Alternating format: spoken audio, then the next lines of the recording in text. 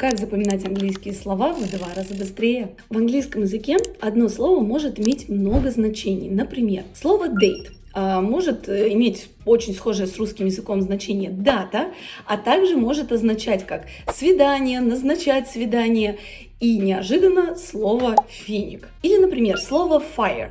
Многие из вас знают, что это огонь, либо пожар, поджигать, но неожиданно оно может означать еще и слово увольнять. Чтобы не учить все эти значения по отдельности, объедините их просто в одну общую смешную ассоциацию. Например, парень на определенную дату назначил девушке свидание, и они там кушали финики. В офисе начался пожар, он был в огне, и всех сотрудников после этого уволили. Попробуем вместе. Напиши в комментариях ко всем значениям слова find свои ассоциации. А в описании оставлю еще тебе несколько таких английских слов, которые помогут тебе прокачать твой словарный запас намного быстрее. Сохраняй, пригодится.